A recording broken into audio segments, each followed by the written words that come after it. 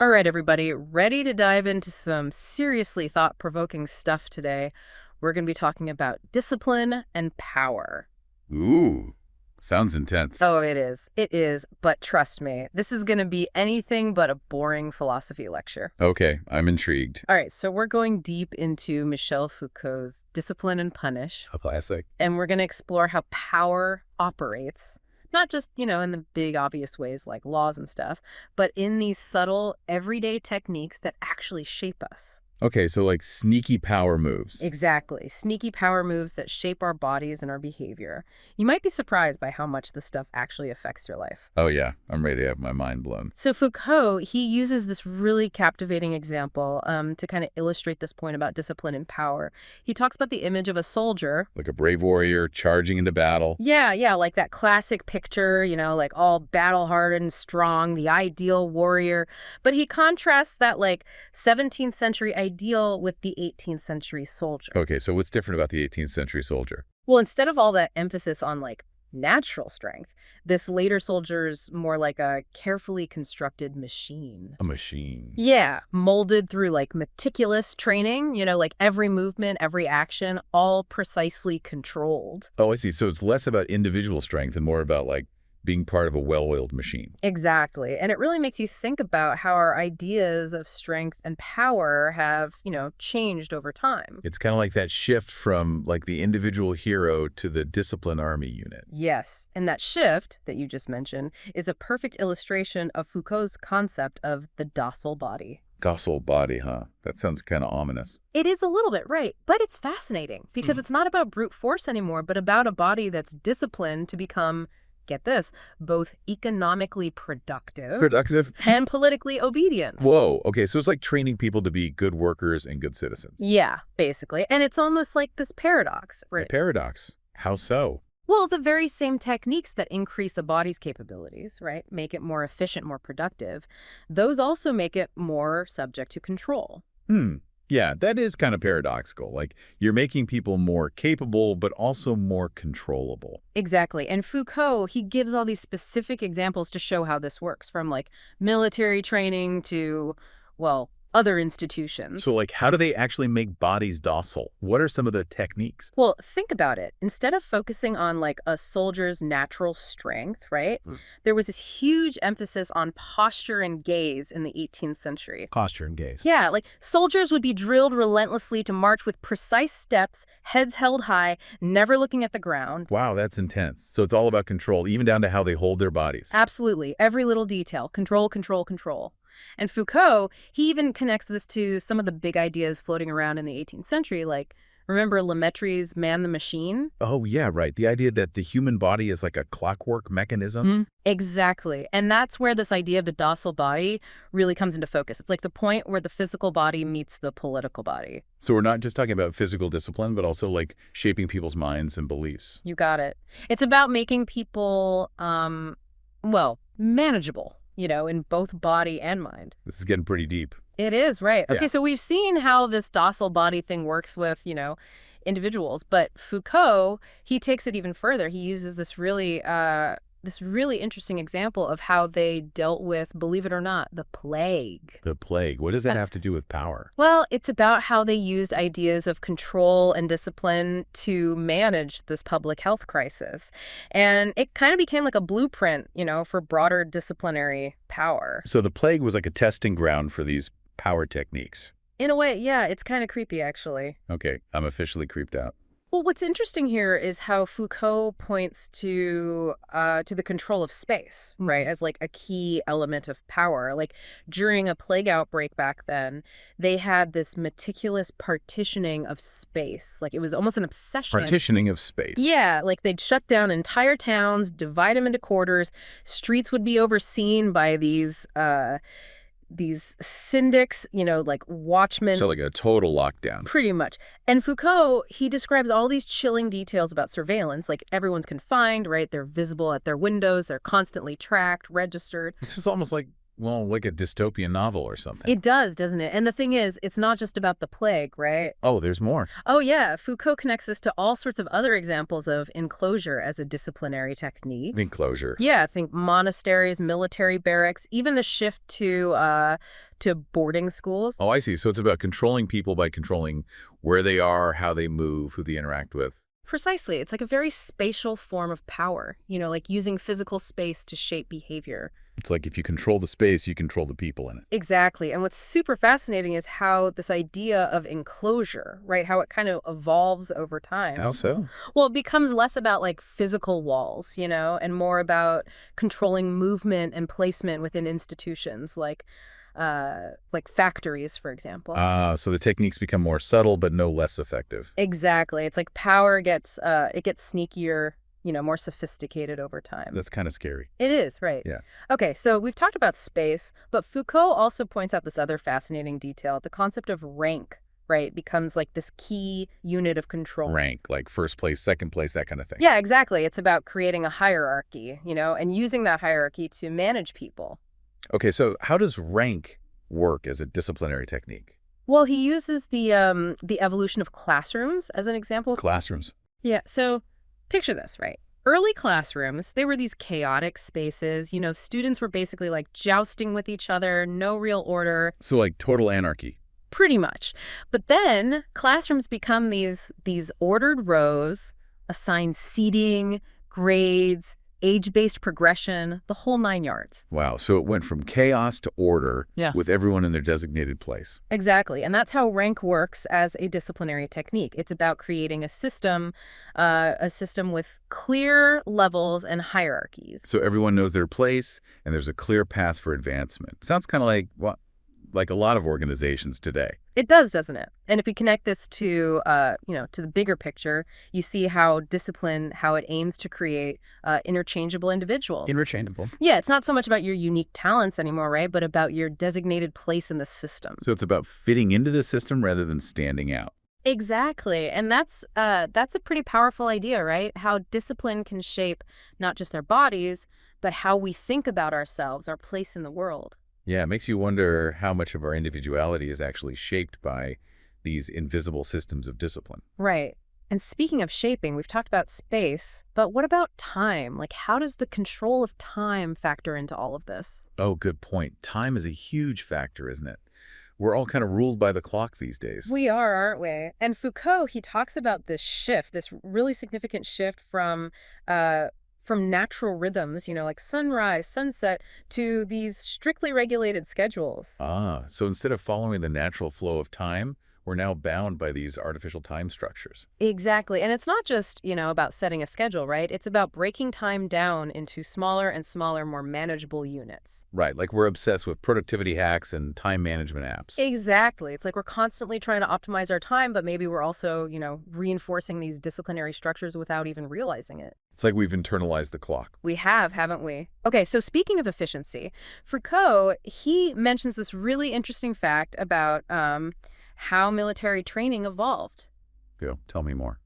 Well, it shifted, right? It went from having soldiers copy an exemplary action, like a perfect model. So like learning by imitation. Yeah, exactly. But then it shifted to breaking down movements into these elementary gestures. Interesting. So instead of copying the whole, you break it down into parts. Exactly. And by doing that, you gain like this incredible level of control over the body. It's like those old time and motion studies, where they'd analyze every tiny movement a worker made to make the process more efficient. Yes. It's like a choreography of control, every movement planned and prescribed. Exactly. And Foucault, he calls this the creation of these complex disciplinary polyphonies of exercises. Disciplinary polyphonies. Wow, that's a mouthful. It is, right. But it perfectly captures this idea of precision and control, like a symphony of disciplined movements. Okay, so we've seen how discipline, right, how it shapes the body in space and time, but it doesn't stop there, does it? Foucault, he argues that this control, it extends to how we judge and evaluate individuals within these systems. So it's not just about controlling bodies, but also about controlling minds. Exactly. It's about shaping how we think, how we see ourselves, even how we see others. Okay, now it's getting really interesting. And to illustrate this point, he brings up this rather startling example, the shameful class at the École Militaire. The shameful class. What's that? Well, it was basically this group of students at a military academy in 18th century France who were singled out for not being disciplined enough. So, like, the kids who got sent to detention? Yeah, something like that. And this example, it perfectly illustrates Foucault's idea of normalizing judgment. Normalizing judgment. Yeah, it's the idea that discipline, right, it isn't just about punishing bad behavior, So it's not just about rewards and punishments. Exactly. It's more insidious than that. It's about creating hierarchies, right? Hierarchies of good and bad subjects. So it's about judging a person's very nature, not just their actions. Exactly. It's like, are you a disciplined person or are you, one of the undisciplined? It's a bit unsettling, isn't it? It is, and it makes you wonder if we're still doing that today, judging people based on how well they fit into the system. Oh, absolutely. Think about it. Credit scores, performance reviews, even social media likes. Right. They all contribute to this sense of being constantly evaluated and categorized. We are, aren't we? Like we're all living in this invisible system of rewards and punishments, right? Based on how well we conform. It's like we're all in this shameful class, just trying to avoid being singled out. Whoa, that's a powerful image. It is, isn't it? And speaking of systems, Foucault, he makes this really surprising connection between the meticulous records they kept in 18th century hospitals. Yeah, all those charts and files. Exactly. And what he calls the ignoble archives of modern power. The ignoble archives, huh? So like our data trails. Yeah, basically all those records and files that document our lives, from medical records to credit reports. Okay, so what's the connection between like 18th century hospital records and modern day data collection? Yeah. What makes them ignoble? Well, it's about how these seemingly mundane documents, right, they become tools of power. Tools of power, but how? They just seem like, information, records. It's the thing, right? It's subtle. Foucault argues that there's this shift from traditional displays of power, like public executions and stuff, to these more subtle forms of control. More subtle. Yeah, through examination and documentation. It's like instead of punishing the body directly, you create this detailed record of the individual. So you're saying like instead of physically punishing someone, you control them by collecting information about them. Exactly. You turn them into a case, right? A case to be studied, analyzed, and managed. It's like the ultimate form of surveillance, knowing everything about someone. It is, and it makes me think of medical records, psychological profiles, even those files they keep on students. It's like we're constantly being documented and categorized, turned into data points. We are, aren't we? And this links back to that idea of the docile body, making people manageable, controllable through these systems. It's kind of creepy when you think about it. It is, right. Okay, so all of this leads us to one of Foucault's his most famous and thought-provoking ideas, the panopticon. The panopticon. That sounds like something out of a sci-fi movie. It kind of does, doesn't it? Yeah. But it's actually a real thing, or at least it was a design for a prison. A prison. Yeah, picture this. A central tower surrounded by a ring of cells with this constant feeling of visibility, like someone could be watching you at any moment. So like Big Brother. Exactly. Yeah. And the key thing about the panopticon, right, is that it doesn't actually matter if someone's watching you all the time. Wait, so what's the point then, if no one's actually watching? Well, the point is to induce a state of self-surveillance. Self-surveillance? Yeah. Like spying on yourself? Kinda, yeah. It's like you start regulating your own behavior because you assume you're always being observed. Oh, I get it. So it's like, even if you don't know if someone's watching, you act as if they are. Exactly. And that's what makes the panopticon such a powerful metaphor for how power operates in modern society. It's funny because I was just thinking about all those security cameras we see everywhere and all the data tracking that's happening online. Right. And that feeling of being constantly watched, even when you're alone. It's like the panopticon has become like a reality. It has, hasn't it? And what's even more unsettling, right, is that the panopticon, this model of power, it aims to make power more efficient and more productive. Efficient and productive. How does surveillance make things more productive? Well, think about it. If everyone is constantly monitoring themselves, right, making sure they're following the rules, being good citizens, then the system runs more smoothly. It's like a self-perpetuating system of control. It is, isn't it? Yeah. And it links discipline, all those techniques we talked about, to this idea of social progress. So we're all supposed to be disciplined and productive for the good of society. Basically, yeah. Yeah. And if we don't, well, there's always that feeling of being watched, judged, categorized. It's like we're all trapped in this giant panopticon. In a way, yeah. And the question is, if we're so caught up in this system, how do we even recognize it? How do we challenge something that's so pervasive? That's a good question because it can feel pretty overwhelming, right? Like, okay, I see the system now, but how do I change it? That's the challenge Foucault presents us with, and there's no easy answer. So what can we do? Like, how do we break free from the panopticon? That's the big question, isn't it? It's tough.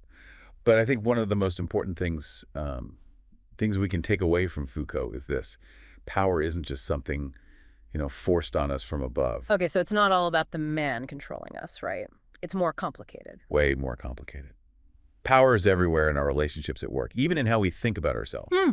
So we're all kind of participating in these power dynamics, even if we don't realize it. Exactly. And recognizing that's the first step. Okay, but what do we do with that knowledge? It can feel a little overwhelming, honestly. Like, okay, I see the system, but how do I actually change anything? Yeah, that's a challenge, and there's no easy answer. Figures. But one thing we can do is start questioning things, like all those norms and assumptions we take for granted. Like what? Give me an example. Well, like, why do we do things this way? Who benefits from these systems, these structures? Are there other ways to organize our lives, our societies, things like that? So it's about developing like a more critical awareness, right, of the world around us and how power is actually working in our everyday lives. Exactly. Okay. But awareness is one thing, action is another. How do we go from seeing the system to actually changing it? Well, that critical awareness can lead to action, even if it's something small, like questioning a rule or speaking up against something that's unfair. Small acts of rebellion. Right. Or it could be bigger, like joining a movement or pushing for policies to change. So it's about becoming more active and engaged citizens, not just, passively accepting whatever the system throws at us. I like that. I think that's a great way to put it. Foucault wouldn't want us to be docile bodies, would he? Definitely not. His work's a reminder that we have the power to shape our world, but we need to be aware of the forces that are shaping us first. Deep stuff. Yeah, it is, isn't it? Well, this has been a really insightful deep dive, I gotta say. I feel like I've learned so much about how power works in these sneaky ways and how it affects our lives, even when we don't realize it. Me too. And I think it's a conversation we should all be having, if we want to create a better world. Absolutely. And to our listener out there, we hope this deep dive has given you a lot to think about. We've explored all these ideas from Foucault about discipline, power, the ways they shape everything around us. But this is just the beginning, right? Like, what are you going to do with this new understanding? How will you apply it to your own life? That's something to think about.